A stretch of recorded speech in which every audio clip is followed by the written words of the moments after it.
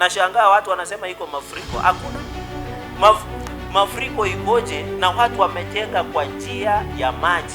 Hakuna sababu ya kumlaumu kama na Sakaja ama county government ama zile county ambazo zina experience. Let us blame the right thing.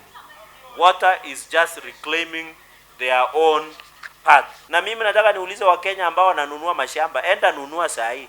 Unajua hii mikora wanauza hii mashamba wakati hakuna mvua. Lakini ukitaka kununua shamba za enda nunua shai. Na unajua kuna watu wengi walikuwa wanataka serikali zibomoe hii manyumba iko riparian. Sasa wewe utachukua maji kotini. Naona Wakenya wengi wanaenda hapa Rwanda, wanarudi wanasema Rwanda ni safi, Rwanda imepangika. Ni kwa sababu viongozi wakiingia kwa viti wanajua kazi yao ni kudeliver, si kazi yao kuingia kwa kiti kuanza kufanya kampeni kwa ile uchaguzi ambao unakuja. Do you want it that way while I sign? Okay.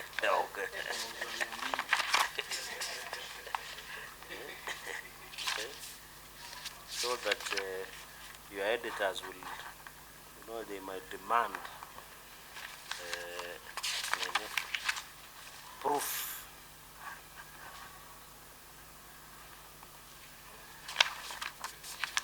So thank you. Are we ready? Are we okay? Okay, thank you. My apologies. Yesterday we were supposed to do this presser, but because it was a busy bunge day, it was not possible. Mine is just to set a few things straight concerning my legislative proposal of the Constitution of Kenya Amendment Bill 2024. I know it has generated a lot of attention across the country, and I'm happy that it's forming part of the discourse that we are having in media commentaries and even in social places and many other places, even in bedrooms among Kenyans. Number two is that I want to inform the country that I appeared a fortnight ago before the Senate Justice, Legal Affairs and Human Rights Committee, the JLAC of the Senate. I have tabled my bill and I'm waiting for the committee's report before proceeding ahead and going for second reading and debate. And therefore the statement is to demystify the legislative proposal on my bill, Constitution of Kenya Amendment Bill 2024. During the course of the National Dialogue Committee at the Bomas of Kenya, I expressed and sought an opportunity to table my proposals before the Committee on Constitutional Amendment on various articles. However, I did not get a chance to present my proposal. After the NADCO report was tabled in Parliament and going through it, I saw it necessary to supplement and spice it up, ice it up, and further by introducing the Constitution of Kenya Amendment Bill 2024, which was published at the Senate, which will assist in curing political impasse that is witnessed after every general election, among other issues. I hereby wish to demystify my constitutional amendment proposals and miscommunication that have arisen from my bill as follows. One, that my constitutional amendment proposal is very different from the NADCO reports. Number two, totally different. They are not like CMS twins. And therefore I wanted to put it on record that it is totally different from what NADCO is proposing. I'm proposing different thing. In fact, the best to describe is that call it complementarity. I'm just complementing what the NADCO is doing, but it's totally different. Number two, the public will get a chance to interrogate and air their views on constitutional amendment during the public participation as per Article 118 of the Constitution of Kenya. So I have seen media commentaries, discourse in public domains that it is a proposal I'm making before Kenyans. Kenyans will have opportunity to interrogate and enrich and critique and even amend this proposal of the amendment that I'm giving it. Number two, both houses of parliament shall get time to deliberate on the bill and will later adopt, amend, or reject. And this is a private member's bill. As a lawmaker, our business is to do the law as per the Constitution. I've had assertions that I am a member of the ruling party, United Democratic Alliance, and also a member of Kenya Kwanza team. Many people have assumed that I'm doing it on behalf of my party. or any other interest. I'm not. One, you have to appreciate, one, I don't sit in House leadership. So I'm not doing it because I'm a part of the House leadership. Number two, I don't even chair a committee in Parliament. Number three, I don't sit in National Governing Council of the party or any level, rank and file of the party, side that will bring a perception that I'm doing it on behalf of any interest or of even the party or even the House. And therefore, that's what I wanted to correct. This, I'm doing it as a Nandi Senator and as a lawmaker or legislator of the Republic of Kenya. I wish also to dissect my Constitution of Kenya Amendment Bill 2024 as I have proposed that seek to amend the Constitution to increase the term limits for the President, members of Parliament, governors, and members of County Assembly from the current 5 years to 7 years. Of course, with the President and Governor having a term limit of 7 years each, cumulatively coming to 14 years. And I think what I can say at this point, the rationale is that every year before election, we normally lose 1 year doing campaign, going on campaign. And you have seen even here in Parliament, during electioneering year, you don't see anything. It's, in fact, government almost comes to an halt because that year is when people are campaigning, people are resigning. You are aware most of the civil servants and other from both private and public sector are resigning to go and contest. Therefore, it will affect service delivery. So we lose 1 year. Immediately after election, we also lose 1 year by settling in appointments, the organization of government, even at the county level and at the executive level of the national. So you lose 2 years. So there are only 3 years to do the job. But now if increased to 7, the 2 years that will be lost will be recovered with the 5 years. So we will still have 5 years where you can do proper delivery. And you know, some of the development and service delivery are effective within that 5 years. And there are many countries that have done, like Rwanda, Cameroon. And you know, there is a misnomer in this country that what Americans or Europeans do is good for Africa. We need homegrown solutions. There is a perception that this issue of 5 years or 4 years was borrowed from another democracy. The Kenyan democracy and African democracy is quite totally different. We must have our own way of handling our own democracy without losing the essence of what democracy is. And therefore, we are in good company of many other democracies across the world. So I wanted to clarify that. And when we will amend, it can either benefit who are current office holders or benefit even in posterity, because the way Constitutional 2010 was done. Number two, we are proposing to give veto powers to Senate to enable them to vet cabinet secretaries, attorney general, auditor general, police inspector, inspector general of police, chief justice, and judges. The National Assembly, we have left them with a lot of work, and apart from doing bicameral on the issue of budgetary process, we are giving them opportunity to vet ambassadors, high commissioners, and other consulates across the country that Kenya has. We are proposing, and this is a good thing for counties, and also increase machine learning development. We are proposing an increased county funds from 15% to 40% of latest audited national revenue to improve and ensure. You are aware counties are grappling with a lot of challenges, especially in terms of funding and ensuring the development. And the only way to grow this country and develop this country is giving more resources to the people at Mashinani so that they can develop the ICD centers, dispensaries, feeder roads, and ensure the service delivery. I am aware there is a small challenge of where we have devolved corruption. And I'm happy I saw a number of governors are lined up to be arrested for misappropriation of funds, and a number of them have been arrested. We hope EACC will move its speed and ensure anybody who misappropriates funds that has been devolved at county must be held accountable, arrested, investigated, and possible prosecution, and possible being incarcerated. Number four, the impeachment of governors and deputy governors to be challenged at the Supreme Court to make a determination within 30 days. The issue is, you remember the Wachiri case where and even Wambora case, where the governor stayed with court orders for 5 years in office. We want this to be and just the way presidential election determination is done within 30 days, also for stability of that specific county, so that when an impeachment is done at the Senate, somebody goes to court to challenge, it is only done at Supreme Court, which is the apex, because the Senate and Parliament enjoys the status of High Court. So it should now move to Supreme Court, be determined within 30 days, so that we don't disrupt the running of that county and also the flow of disbursement of funds that goes to that county. Number 5, and the last, of course, I just made highlights of this bill for purposes of ease of understanding, and I'm happy media have been a great partner in terms of dispensing this agenda. And then that both houses of Parliament to approve deployment of Kenya Defence Forces. As you are aware, it's only National Assembly that has been given, but deployment of KDF should be done by Parliament. And you know, Parliament under Article 93 has been defined to be Senate and National Assembly.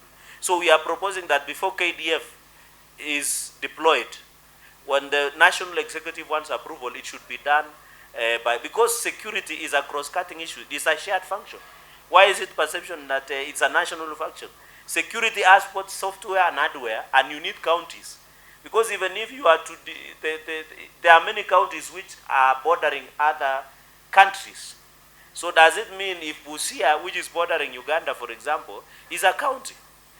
It must be part of the issue of security and shared responsibility. And therefore, I want to assure the country we amend Article 93 says what Parliament is. And finally, I have seen Kenyans in social media, and even in media, very senior people who have gone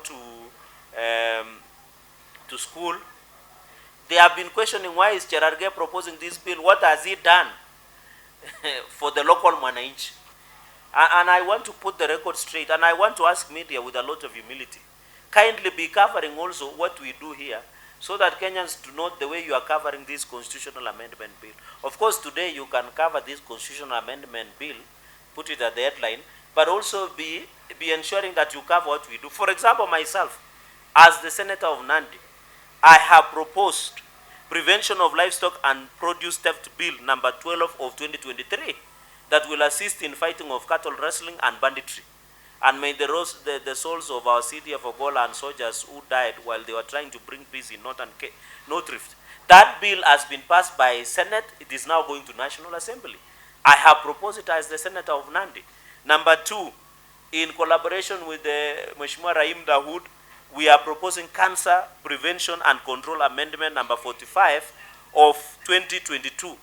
This Cancer Prevention and Control Amendment will ensure the treatment of cancer is done by the government, so that Kenyans do not use a lot of money going to India to seek treatment for cancer. And all of us as Kenyans agree that treating cancer is very expensive. I have proposed as the co-sponsor. So Kenyans have been asking, why is Cherargei proposing a constitutional amendment on issues of term limits? What has he been doing for ordinary Kenyans?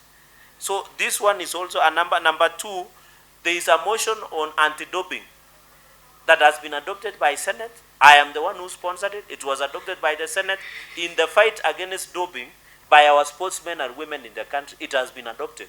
And we are waiting for other sectors to play. The issue of former councillors, Gracia, I co-sponsored in the last session. It is now with the National Treasury. We are waiting for implementation of the same. Finally, the issue of County Governments Amendment Bill, it has been passed by the Senate. It's now going to the National Assembly. It is to enrich devolution laws. And this County Amendments Bill is to assist in the threshold of removal of county executives and also removal of senior government officials within the county setup. So, and a number of statements and motions that we continue, that I have done in the floor of the House. So I want to correct the misnomer that is going around that Nandi Senator is proposing only laws that favor a certain section of the society. But I've been doing a lot behind the scenes. And I want to request that going into the future, we ensure that media has been a great partner. Let us highlight what members of Parliament are doing daily. We do a lot of work that goes into the support of the development of this country. So mimi sitaki kusema kuzidi hapo. Nataka niseme ya kwamba hii sheria ni sheria ambaye tunatakana kurekebisha katiba ya Kenya. Na watu wengi wameuliza kama hizi vitu ama hizi amendments na leta sitahitaji mambo ya referendum. Ikifika wakati hiyo, unajua kuna mbinu mbili ya kuenda referendum. Kuna legislative ambaye bunge inaweza it is called parliamentary amendment of the constitution, pia iko hapa, na pia kuna the popular initiative ambaye katiba imetoa. Ikifika wakati hiyo, tukishamaliza hapa na sisi tutahitaji kwenda pale referendum, sisi mimi mwenyewe tutakuwa hapo mbele tukiwaambia Wakenya vile hiyo referendum itafanyika. Hata hii NADCO lazima itaenda kama katika referendum. So saa ile NADCO wanaenda, mimi pia nitakuwa hapo, ndio wakiuza pale, tunauza pia ile sera ambayo tunataka Wakenya wabadilishe. Na wakati tulipitisha hii katiba, tulikuwa tumeambiwa 80% ni mzuri, 20% ni mbaya. So hiyo 20% ndio tunajaribu kushughulikia, ndio hii katiba ikuwe sawa sawa. Na nataka niwaambie Wakenya, katiba si kama Biblia ama Quran. Katiba ni sheria ambayo inaweza badilishwa kulingana na mahitaji ya Wakenya. Na hitaji moja nimesema, wabunge, ma-MCA, magavana na rais waongezee muhula kuanzia miaka 5 mpaka miaka 7. Kwa sababu gani? Tunapoteza mwaka mmoja kabla ya uchaguzi kufanya kampeni. Tunapoteza mwaka mmoja baada ya uchaguzi kufanya serikali, kuunda serikali, kuunda maofisi. Hii mwaka kabla ya kampeni kuna maafisa wengi wa serikali wanajiuzulu kwenda kupigania vita, hata katika sekta ya kibinafsi na sekta za serikali. Sasa inabaki miaka 5. Hii miaka 5 ndio sasa itatumika kufanya kazi katika taifa letu la Kenya. Na si kila kitu ambayo wazungu wanafanya lazima tufanye. Hapa ukienda Kameruni miaka 7, ukienda hapa Rwanda miaka 7. Naona Wakenya wengi wanaenda hapa Rwanda, wanarudi wanasema Rwanda ni safi, Rwanda imepangika. Ni kwa sababu viongozi wakiingia kwa viti wanajua kazi yao ni kudeliver, si kazi yao kuingia kwa kiti kuanza kufanya kampeni kwa ile uchaguzi ambao unakuja. Na hii tunaona imeweza faulu katika sekta nyingine. Na ile term limit tutasema kwa rais na magavana ni ile 2 term. So itakuwa miaka 7 kwa governor na rais miaka 7 ikuwe miaka 14. Na ikiwa hii sheria itapita, tutaweka ile transitional clause, ndio tuchunge pesa ya Wakenya. Tutaweka ile transitional clause ambayo turudi kwa uchaguzi, tunaanza upya. Sasa ikiwa mtu amekaa kwa ofisi miaka 3, tunaanza miaka 7 mpya, ndio ikuwe rais, ndio kukue na ile transitional clause. Ya mwisho ni tunaongeza 40% kutoka 15 kusiende katika katuzi zetu. Ndio wananchi wapate pesa ya kutosha ya kufanya maendeleo mashinani, kama ni ECD, kama ni mambo ya dispensary, kama ni mabarabara. Hata saa hii tunapoongea kuna changamoto ya floods katika taifa letu la Kenya. Lakini ukiona miji kama Nairobi kwa mfano, na nimeona watu wengi wakimlaumu governor wa Nairobi, Sakaja. Hii shida ambayo tuko katika hii jiji ya Nairobi ilianza mwaka wa 1963. Hauwezi suluhisha saa hii vile watu wanamlaumu governor na serikali ya county ya Nairobi. Kwa sababu hata hakuna mafuriko Nairobi. Nashangaa watu wanasema iko mafuriko. Hakuna. Mafuriko ikoje na watu wamejenga kwa njia ya maji na rivers? There is no floods in Nairobi. What is happening is the water is reclaiming their path where they were. Ukiona hizi mahali inafurika ni kwa sababu ilikuwa njia ya maji. Hapa Kitengela na sehemu zingine ukiona historia ilikuwa njia ya maji. So there is no floods in Nairobi. What is happening is the rivers are reclaiming their space. Just what is happening across the country. And I want to say the only challenge I'm giving to county government of Nairobi and counties across the country is before giving building plans na approvals, tafadhali tuone kama hiyo ni riparian right ya maji. Kwa sababu kama hiyo ni riparian right ya maji, then hakutakuwa na sababu. Na mimi nataka niulize Wakenya ambao wananunua mashamba, enda nunua saa hii. Unajua hii mikora wanauza hii mashamba wakati hakuna mvua. Lakini ukitaka kununua shamba za enda nunua shai. Na unajua kuna watu wengi walikuwa wanataka serikali zibomoe hii manyumba iko riparian. Sasa wewe utachukua maji kotini. Kwa sababu sasa imekuja kuchukua ile reclaim mashamba ambayo iko katika. So I thank the government for intervention in conclusion. Na nataka niulize hizo interventions ambayo emergency fund ya 2% ya budget. Pia niulize Wakenya wakuwe waangalifu wakinunua mashamba. Tusinunue mashamba tu kwa sababu ya kununua. Chunguza kama kulikuwa na swamba hapo, toroka. Kama haikukuwa na swam, nunua hapo. Usione ni bei rahisi ukafikiri unapendwa. Hapana, ikifika siku ile ya kiyama maji inyeshe kwa wingi, ndio utajua, kwa sababu najua kuna Wakenya wengi wanaangamia. Najua kuna Wakenya zaidi ya 40 wamekufa kwa sababu ya hii mafuriko. While we condole with those Kenyans who have lost their lives, we must as a country make some painful and hard decisions that in future, before we issue building approval plans, before we issue land use, we must be very keen and be very honest. We must ensure we don't just issue for the sake of issue. Hakuna sababu ya kumlaumu Governor Sakaja ama county government ama zile county ambazo ina experience. Let us blame the right thing. Water is just reclaiming their own path. Kwa sababu najua kutakuwa na mkutano mwingine mko naye. Asanteni sana. Leo hatutachukua maswali.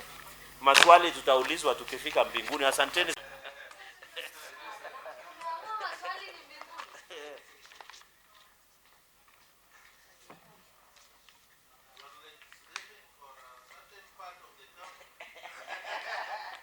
You will share, I think that's it. The rest is amendment of sugar bill. Mwambie tu mheshimiwa akuje.